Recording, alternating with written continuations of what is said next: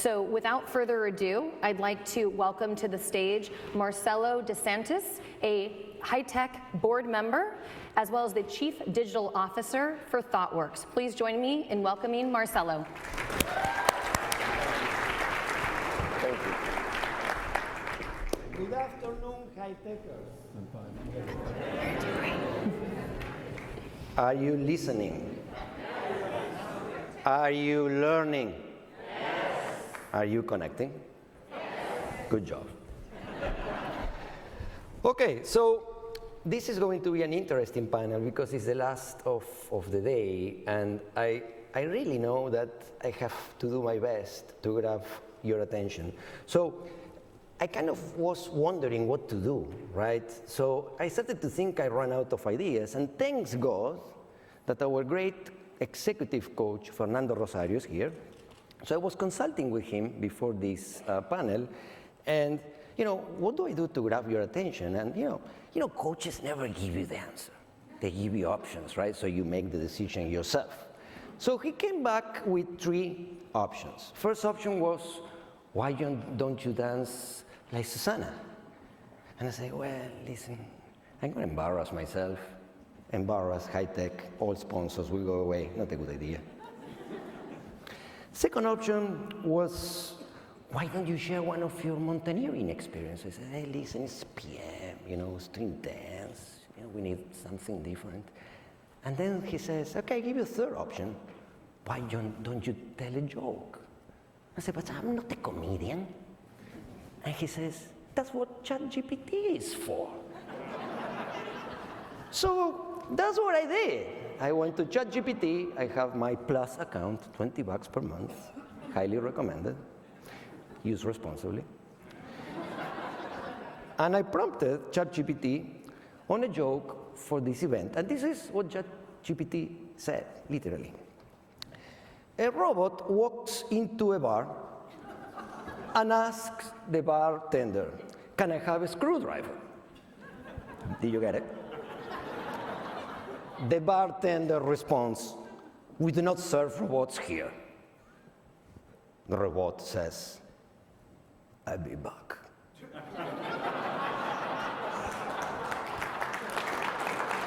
So jokes apart, welcome to what promises to be a very rich conversation on a topic that is very hot these days, on how generative AI is disrupting the future of technology.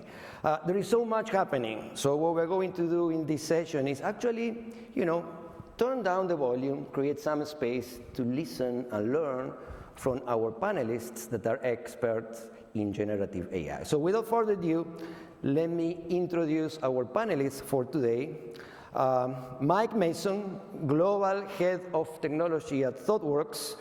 Mike has played many roles throughout his career, from developer to tech lead, and now recently, technology strategist and global leader at ThoughtWorks. He writes and talks a lot, yes, he does, about technology.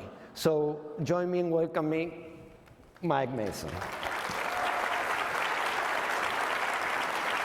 So our next panelist, our friend Álvaro Celis, Vice President Global ISV Commercial Solutions at Microsoft.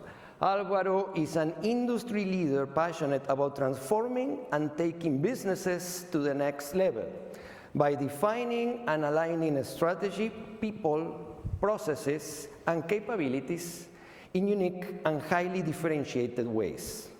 He has more than 30 years of global experience in technology and is also a member of High-Tech Board of Directors since 2019. Welcome, Álvaro.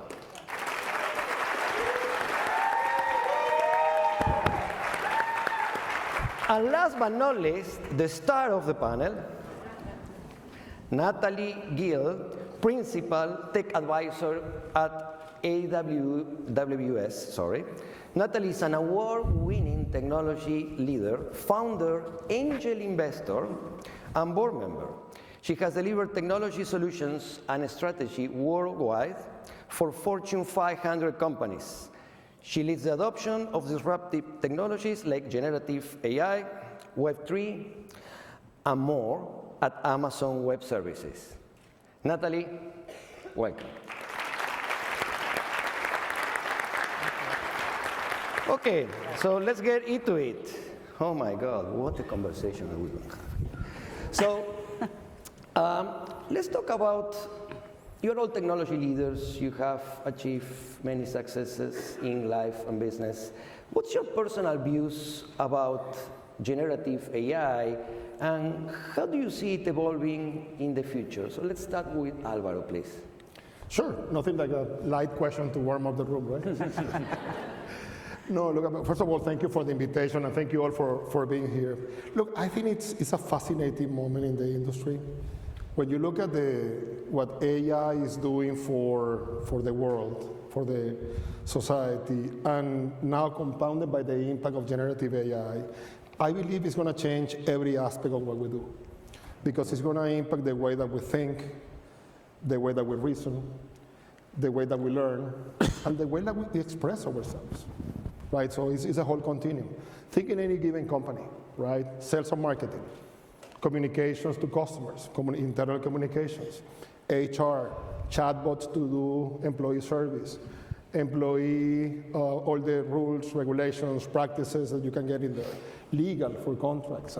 So I can go code, if you're a developer, right? You can become a 10x developer using generative AI, and I can go on and on and on all the areas that in the past we thought were reserved for human creativity that now will be enhanced and supported by the impact of generative AI. And I think it's an exciting moment. I think that we have more questions than answers. We were preparing for the panel, and part of the kind of the internal jokes were, don't worry on whatever you hear right now, because tomorrow morning is going to be obsolete anyway. Yeah. So relax and enjoy the journey. But look, it's the way it is. And if you don't like change, you should be in technology. And I think this is our moment. Absolutely. Thank you, Oliver. More questions and answers. Mike, your views? So I'm hugely excited about this stuff, both as somebody who's been waiting for a real AI assistant for years and a little bit disappointed with the kind of stagnant nature of those devices that you can yell at and not get much out of them other than as music stations.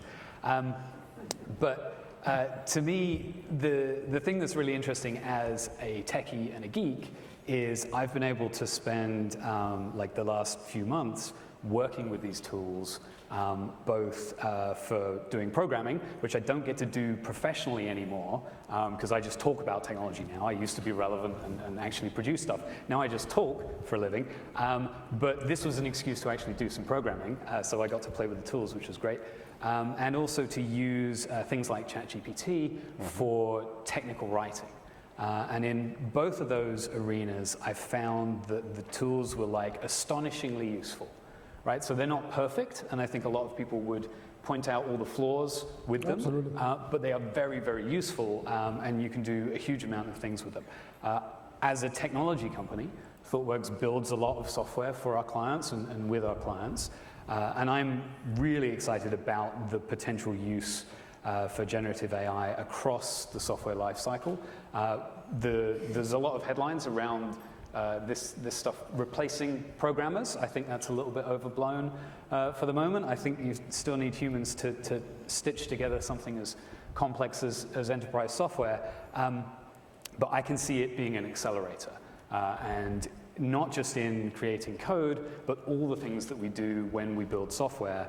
And because software is so infused into life and society and everything that we do, being able to build software faster and at a higher quality is a really good thing for the world. It is. Thank you, Mike. Not perfect, but useful. More questions and answers. There's something around it. Natalie, your views? So I've had a lot of conversations with peers, with people in general about Gen AI, and some of them are worried. Well, a lot of them, including myself, like something's going on, right? So then I told somebody, like, let me tell you a bedtime story. So in the 1940s, we had Alan Turing doing some initial things on AI, 50s, Newell and Simon at Carnegie Tech. So it's been like 80 years on the make, right? So we think right now there's the mainstream adoption, right? But there's a lot of companies that are been working on providing to end users recommendations. You see Amazon.com, all those recommendations, those are AI, right? Or talking to, I don't know, a natural language processing devices or things. So those things are being on the making for a long time. Right now is the mainstream of the mainstream adoption because we know what's going on. We are aware, but we are not only aware, everybody's aware. So everybody's asking what's going on, right? So that, let's say, awareness, it's important because now we're, really prepared to see what are the capabilities that we need. But let me tell you, this is bad news or good news, I don't know. I had a professor at MIT, Simon Johnson, and he wrote a book, and right now it's released, I think this week. The name is Power and Progress, Our Struggle with Technology in the Past 1,000 Years. Wow. So we've been to this struggle already for a long time. Some of us have been in the industry already. You know, you remember late 90s and early 2000s, we need to put this online, and then, or otherwise you'll be out of business, right? So this is something like that. I mean, every single technology, every single industry is going to be disrupted if they're not ready, they're not having the capabilities and building, training people, having keep an eye on that, and leveraging that and taking advantage of that. So your retail, you're taking advantage of that, you're not, probably you're going to struggle, you're going to be late, or you're going to be out of business. This is retail, finance, supply chain, everything. So that's my take. Bad news, but we're here to give you some perspective about that. Thank you, Natalie. So you see like a multi-industry impact on generative AI. Excellent, excellent. Very insightful, thank you. So let's switch to, how do we talk about these things to C-suite executives, right? I mean, I was reading a study that found that 75% of business leaders plan to invest in generative AI within the next 5 years, right? So what practical advice would you give to these business leaders? Maybe I start with you, Mike. No? Sure, yeah. I think the first piece of advice I'd give is to the 25% who are not thinking about doing anything with generative AI in the next 5 years. Are you crazy? This stuff is moving really fast. Like if you don't do something about it, you're going to end up looking like the Blockbuster leadership team sneering at this crazy Netflix DVD by mail thing, right? We need to move a little bit quicker than that. There's a little bit more urgency here. The second thing I'd say is that as leaders in technology, it's really important to kind of educate yourself and deeply understand what is going on here. What is this generative AI phenomenon? How does it relate to all of the other advances we've had over the years? The way I talk about it, I would describe this as human-centered, accessible AI. So it's useful to non-experts. Suddenly, everybody on the planet can have a conversation with ChatGPT and get something out of it. That's really revolutionary, the scale of that. So I think kind of deeply internalizing that is really important. People at your company are already going to be using these tools. And so you, as a leader, need to make it safe for them to do so. So if you've got employees who are currently cutting and pasting stuff into ChatGPT or other tools to do things with, that's probably happening, and you need to provide the right way for people to do that within an organization. And then the last thing I'd say is that I predict that where this is going to go is that organizations are going to build customized AI for them that builds on their unique capability at the company. And so that's going to be things like, all of your customer service interactions that you've ever had as a company. That's a useful set of information with which to train an AI. If you think about a company like ThoughtWorks, we give a lot of consulting advice to our clients. Being able to encapsulate all of that all of that knowledge into an AI, and then allow your people to use it, you can give your people superpowers of being able to recall every client situation and every piece of advice that you've given. So I'd encourage people to start looking at that kind of thing, That sounds like the big brother to me. but in a good way. Thank you. So be the next Netflix, right, basically. Definitely, not Definitely, Blockbuster. yeah. No. Natalie, your views? So I'll take your word and be the next Netflix, because a lot of the things that we can leverage today, because they are ready to use or we can create our own models, those set us on the forefront of what we can do today. So we can be followers, or we can be like, okay, let's create new things. But in general, you know, if you're executive, you need to balance with, you know, ROI, you need to keep the business moving, also have space for incubation. So there's a lot of things to handle, right? But the thing is, the mindset is important, the training is important, to having everybody thinking of what kind of new things you can do. And especially if you're not gonna train your own models, but you can reuse some models that are available, you know? That's good, because you don't need a lot of money to do that. Right now, especially in the cloud, you can do a lot of things. So, I mean, the bar is low in terms of experimenting, is in terms of doing things. So probably could be the next Netflix. I'm not thinking about next Netflix, but the next whatever. Blow our minds, do something. I'm just gonna keep an eye on what you're doing, because I'm super curious on what people is gonna create with all these tools that we have right now. So endless possibilities for you. Endless possibilities. I'm doing things myself too, so keep an eye on what I'm doing too. Thank you, Natalie. Alvaro? Yeah, look, I think that the first conversation that you want to have with business leaders, just to complement what my fellow panel members have said, is what is the disruption that you can expect in your industry? What do you think is going to happen? If you start from the outside in, if this will go full force, what's your hypothesis? What will change? Then I will go and say, okay, then for your company, what are the responsible practice and the community rules? What are the limits on what you're willing to do that is aligned with your company values, your principles, who you are, your identity, your branding, etc. Then who do you partner? I mean, you cannot do this alone, so eventually you need to establish partnership, relationships of who you're gonna work, and how are you gonna be sure that as you do all that work, you look into how do you change your company culture from the way that you learn that might be more classical to a more iterative way. Because we know that no one has the final answer, so you need to have the ability to go and test really in an agile way, in some cases in a global way or a distributed way, until you find something that works for you and your company. And that's a very different culture. And last, I will say, I think that the end game needs to be that you change and you repivot the company from we're going to be, this is our use cases where AI is going to help us, you know, transform whatever, to this is how our business runs, being empowered by technology/AI, which is completely different because it's at the core, at the essence of how do you run the business. And I think it's a lot of fun in the process. Mm-hmm. So Alvaro, you see this is, as much as it is a technology change, you see this as a cultural change for organizations? Absolutely. Look, I mean, just think about it, right? If everyone will eventually have access to the same models, what's going to make you different? Your culture of data. How do you nurture that data? How do you clean that data? How do you create your own models? Yeah. How do you be sure that you do that without bias, without all the issues that we know are coming with AI, with responsible practices?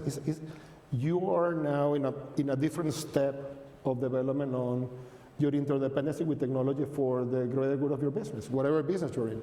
Excellent, excellent. Yeah, I think it's not going to be whether you have AI or not, but how you use those tools, how you work that into your process, how you make sure that you don't step into one of those pitfalls of succumbing to the bias or over-reliance, trusting the output a little bit too much of those AI tools, or using an AI tool and then only thinking in the framework that it gave you. Those are all reasons that companies that can incorporate AI into their process and do things really, really well, even though they have kind of the same tools as everybody else, that's going to be the differentiator. Thank you. Thank you. So let me switch now to a different audience, right? We were talking about C-suite executives. Let's think about let's think from the shoes of the board of directors, right? Okay. These non-executive directors, do they need to really care about AI? And if yes, on what areas? So let me start with Natalie now. Yeah. So that's a great question because there's a lot of responsibility on the board, right? So providing the space to empower executives to execute things. So let's put it that way. And but testings and innovating, that's difficult whenever you need to put also governance and to protect what you need to do on the long run. But the important thing is to create those spaces, right? To empower executives to think of, we need to balance long term with short term and what's going on today and what should be, a good approach to. There's a lot of vehicles to do this, right? We're gonna do a playground. We're gonna do a venture builder. I don't know, but this type of thing could be really on the terms of having the support of a board where thinking forward of what we're building today was going to be the future really to protect the investor, everybody. So that's the thing. I mean, combining those things, but having that into consideration is good, but also ask or request information on what's going on is good, because I'm pretty sure a lot of the companies, all of the companies, there's executives that are very well savvy around what's going on, so requesting information to make those decisions better, that's also super important. So that's what I'll say. Natalie, you are an angel investor and you work with startups and large organizations. Are there any different questions that you need to ask to startups versus more traditional companies, or they are the same in your company? I do request different things because, so in more established organizations or larger organizations, probably you'll see it's more complex in terms of there's more information because there's more things that are built. Of course, I'm going to go to the finance information, to the team, to what they're building, the assets, everything else, right? The governance, of course, all this and so. And in terms of companies beginning, of course, you need to take care of that, but also about the team, because there's a lot of potential that is there and could be, I mean, a company that is further on growing, it could grow exponentially. But then you have a seat of a group of people that can go any direction. So it's more about the team and thinking how they think about if they're doing something on generative AI or not. They probably need to use it if they're not using now. So that's the thing. And the question is, do you know what's going on? No. But normally people reply, no. But I'm already, getting back on track on that. Because they know I ask those questions, these tricky questions. So, or they already read something about that. So it's good. So I keep pushing, people to get informed into this. And as Alvaro said, today's news maybe are going to be obsolete tomorrow, but we're just trying to get that, catch up with that. Thank you, Natalie. Alvaro? Yeah, look, I think that for the board, this is a very important topic. I think that as the boards need to have their heads into the business and the hands off, is how do you coach and help the executive teams that direction. So I believe there are like two different levels of conversation with three important pivots. When you look at how should you think about AI, I think there's one element that is around ESG. The whole social, governmental, regulatory environment is going to be like so critical in different industries, and how do you apply AI, your data, et cetera, and the role that it plays in society.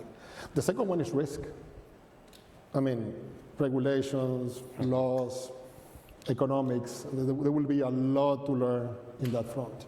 And number three is the long-term viability of the business, right? If this becomes a new must-have for every business, you can be risking the long term of your company and therefore failing to serve your shareholders if you're not doing the right work, building the capabilities in the company. Now, when you look at the company by itself, I think that you need to talk about the people first, right? I mean, how are you upskilling and acquiring the right know-how for the new opportunities that are ahead? The second one is the business processes and how they're going to be changed and adjusted with this new empowered by AI motto. And then you have the culture. the culture of the company, right? Because the business will be a different business. It will operate in a different way. We'll learn in a different way. So is the management team ready to lead that change on the multiple aspects of that? And I think that's a conversation that belongs wholeheartedly in the board. Alvaro, just a follow-up question on this. Do you think that the fact that generative AI is being consumerized, so to speak, right, will put even more pressure on companies for adoption, both at the C-suite and at the board level? Yeah, look, I think that the adoption will happen at multiple levels, society-wise. I think that the role of the board, overseeing the health of the company and the ultimate accountability to shareholders, needs to be sure that they are preserving and supporting the executive team on that transformation, which is a crucial one. And think about every one of the major changes that we have had over the last few years. Think about sustainability, think about the whole industrialization, think about the energy crisis, whatever. Those topics, ESG, have become at the center of the role of the board because they become at the heart of the long term of the company. Clear. Thank you, Alvaro. Mike, your views, please. Just a couple of things to add. I think a board has the luxury of not being involved in the week-to-week operations of a company, and so even though they're thinking about a lot of the same things that the leadership team should be thinking about, they can provide that longer-term perspective. And so when they're asking questions like, what's our AI strategy, they should also be asking questions like, how will we measure? How will we know if we're doing enough, not just what is the strategy? I think the board should also be considering kind of non-obvious second-order effects. So there was something in the news this week or late last week where I think IBM said they were not going to hire like 8,000 people because they were going to use AI instead. And there's a lot of kind of concern amongst writers that maybe organizations won't need copy editors anymore because you can just put stuff into generative AI and get a good enough result out of it. The question that boards should be asking are things like, what are the second order effects of that? So if we don't hire those 8,000 people who presumably would have come into the company at a junior level, learned to do a task and a set of skills within the organization, learned about the organization and then grown, does that make a gap for us if we've got AI like replacing people's jobs? Like, let's think about some of those kinds of non-obvious outcomes. And then also stuff like AI is going to be hugely data dependent. So are we doing enough to make sure that our data is accessible within the organization? Have we got a good data platform and data strategy? Do we have all of our data locked up in kind of those siloed legacy systems that everybody's frustrated with all the time? What are we doing about that? A few companies have legacy systems, yes, just one. Yeah. Thank you, Mike. Thank you very much. So let me switch the conversation now on generative AI, diversity, inclusion, right? Closer to our community and, underrepresented minorities in general.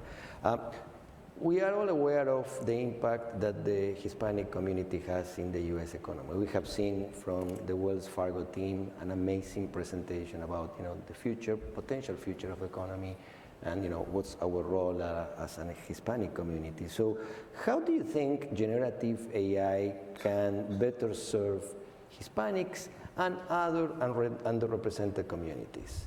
So let me start with Alvaro for this question. Thank you. Easy question to close the panel, right? Look, I will say, when you look at our community, I believe there are things that are strong traits of our impact in the society. And let's speak entrepreneurship. Look, if you look at the agility that you can have today and the amount of people that you need and the much less capital that you need to be creative and start your own company on the service economy using technologies like this, and given the fact that we already have a very strong entrepreneurial spirit and tradition in the community, I think it's only going to make us stronger and better and faster. So I am really excited to see what we can do with our creativity, our passion, and this technology in the years to come. So that will be one one clear. I think that the other one, and I let my colleagues complement, it's going to be on how this transition can accelerate the inspiration and the trust that we need to have on our ability to create, to learn, and to have an impact. So we can take the big pool and need for talent that this industry have and be sure that we take our fair share of that opportunity. Great jobs with great opportunities that can come back to our families, our communities, and generate more wealth. So we can generate a positive cycle in there. And I believe that even though right now in computer science, I think that we're at 11% participation, we're still at half our representation of the population. So we could double the number of Latinos, Latinas, Latinx that go into computer science and STEM careers, and still just be catching up on our fair share of the representation. So I think that's a huge opportunity for us. It is indeed. Thank you, Alvaro. Mike, your views? Well, so I think I'd talk about underrepresented minorities in general. I think, first of all, we have to acknowledge that technology often exacerbates an inequality gap and doesn't actually improve it. Like, there's a lot of concentration of wealth at in the top 1% of society, and technology on its own doesn't just magically make that better. So we have to work at that. I think something that's very interesting here is the democratization of access to information. So I've seen a few, experts looking at, again, ChatGPT output and saying, "Oh, that's not perfect. There's something wrong with that advice that somebody asked it a legal question or something like that."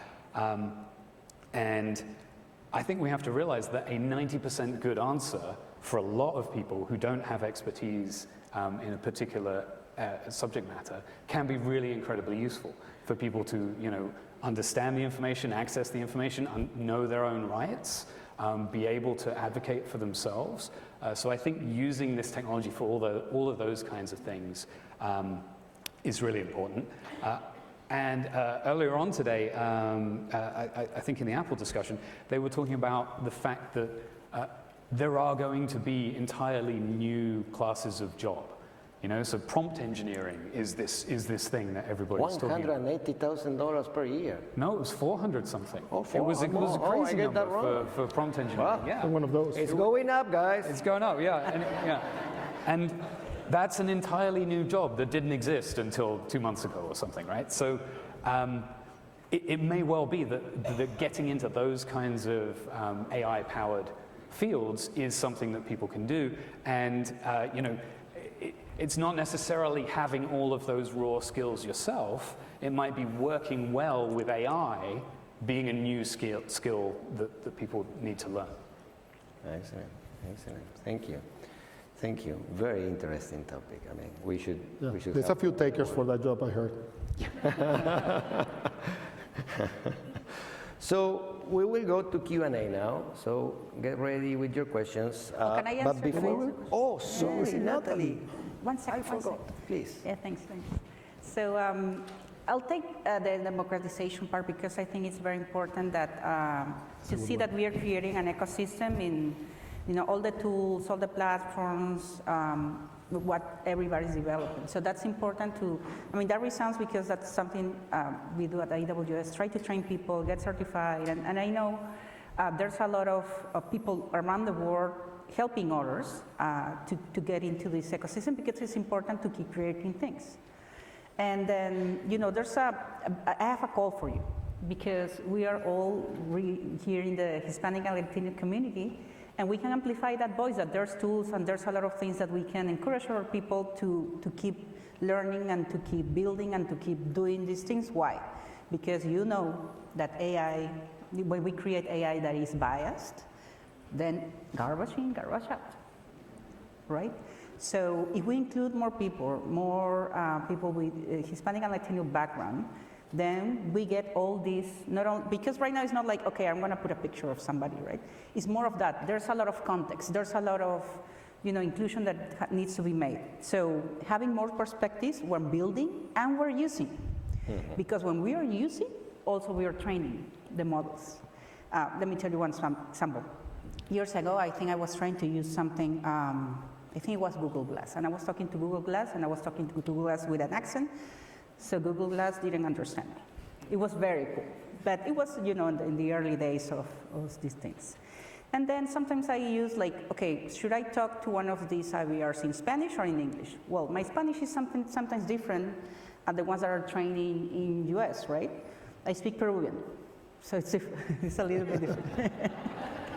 So then I'll switch to English because he's better trained to understand what I'm saying in English.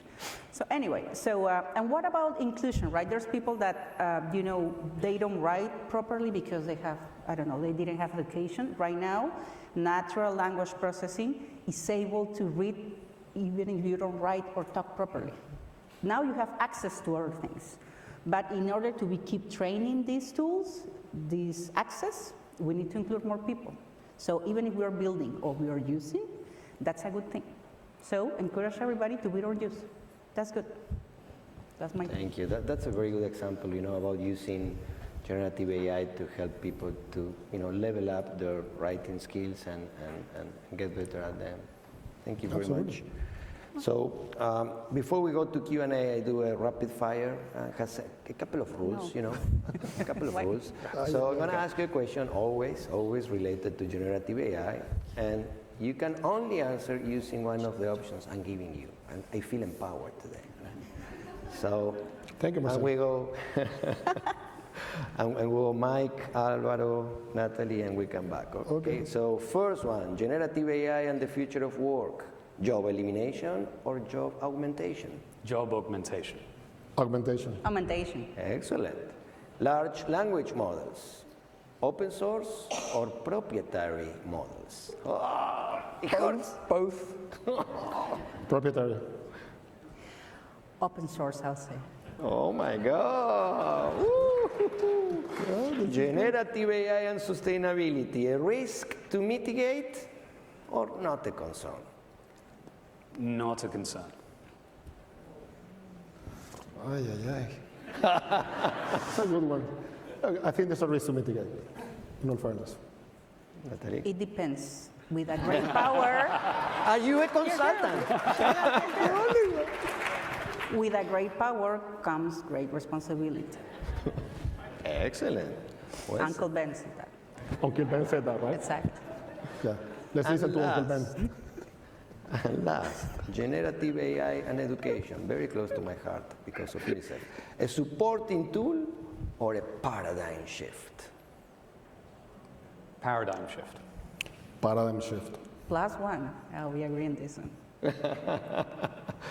Natalie, Alvaro, Mike, thank you very much. So we will go now to your questions, which I can see many people interested in asking questions. So let's start with Miriam, please. It's something that Alvaro just mentioned about mitigating risk. I want to ask, there's been a lot of conversation in the press about the risks that generative AI could bring, the chatbots. For example, there was a huge article about Microsoft putting chatbots into the Bing search. There's the gentleman, Dr. Hinton, who quit Google because he wants to be able to speak freely about the risks of AI. There was an article in Time magazine 3 weeks ago which talked about a letter from over 1,000 signatories that said shut it down until we get the rules and the guardrails in place. So I'm curious about, so I've been doing a lot of thinking and discussions on this topic. What do you really think the risks are? I mean, you read some of the articles and they're, it's a risk to the human race because we don't know what actual code will come out once it's not understandable. And it's also the ability for one bot to teach all bots everything all at once and become much more powerful than humans. So just curious, because there is a lot of press about it, and there is a lot of conversation. And I was in a conversation with some investment bankers who are actually trying to figure out where to put their money around what guardrails need to be developed and what the risks are. So just curious about, like, is that all like just trying to scare us? Or do you think there's validity? I mean, these are people who have been researching AI and have been at the core of AI, so I would think that they have some validity. But just curious what you think. Who wants to go? Look, let me go there. So, look, I mean, I think that, like in any paradigm shift, if you let the technology run wild and unsupervised, then you're just gambling, right? Trying to see what outcome it comes. And that's not responsible. So then the question is, how responsible can we be as a society, as an industry, on how do we guide and use the technology with the right intent, right? It's the difference between tools and weapons. So I think in general, that's kind of the paradigm. So responsible AI practices, socially inclusive, are gonna be there. I think that while we allow humans to always look at the outcome and have the final say on material outcomes, we will be okay, and allow that process to keep training until you can believe that the task at hand is prepared. And things will get better. I always believe when people want to use technology with bad intent, then I mean, it's a different problem. I think when technology is just not yet ready to hit our expectations, we always have the opportunity to make it better and also use it as an enabler of human capacity, not a substitute. And I think that will carry us a long way as an industry. Any other opinions, points of views? I think something I'd say is I felt that open letter signed by the 1,000 people was a little bit naive to be asking commercial companies to please stop making forward progress, because you know, we're all in competition with each other, right? And so everybody would have to stop. So I think looking to commercial entities to put the guardrails in place is kind of a little bit wishful thinking, and we need to rely on actual, you know, government and regulation and citizens interacting with our governments, and those of us who are knowledgeable about this stuff advocating for that with our, you know, our elected representatives and so on. And I think the other thing is that the science fiction, futuristic, possible end of the world stuff, that distracts us away from today's problems that we have with AI, including the bias in data, the unequal access to it, and all of that kind of stuff, right? So, like, I think we need to deal with today's problems before we start worrying about those hypotheticals. That's the thing, centralization of these decisions is dangerous, but right now we are in the, let's say, a lot of people involved into this, and then we can also intervene, so it's very difficult to do that. Again, back to the Simon Johnson book, Power and Progress, he talks about that.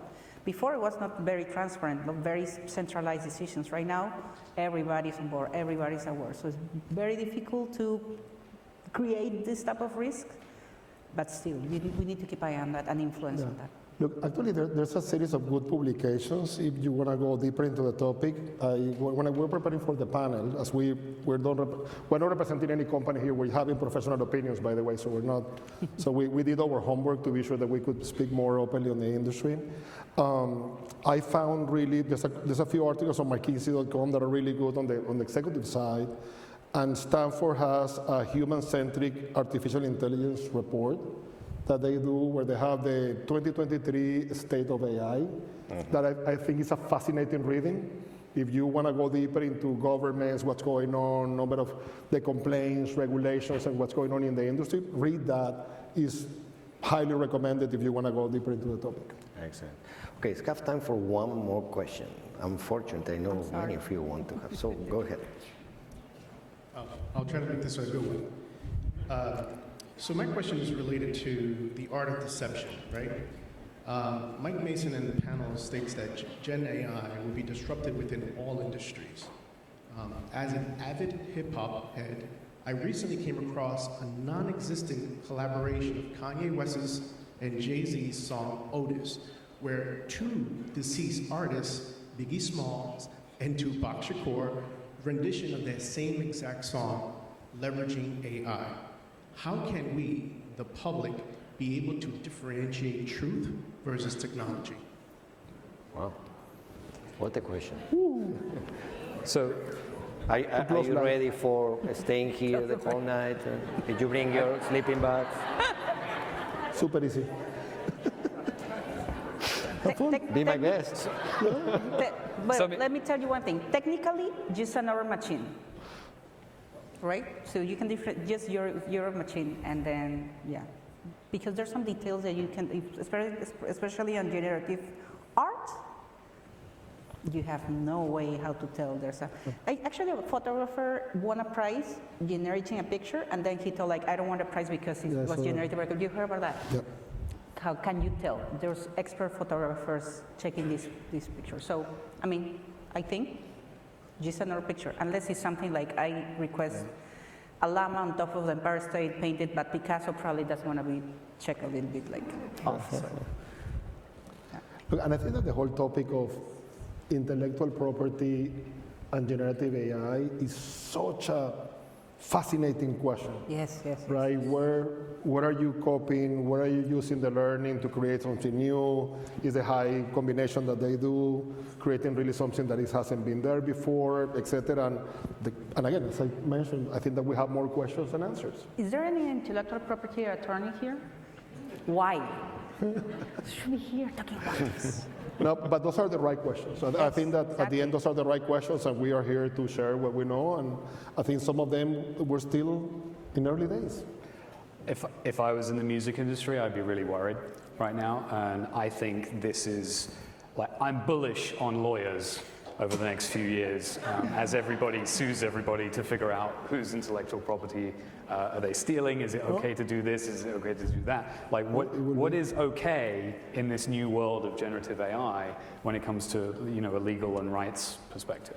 Excellent. So too many possibilities with generative AI, a lot of questions to be answered yet. Natalie, Alvaro, Mike, thank you very much. Thanks to you. It was an amazing experience.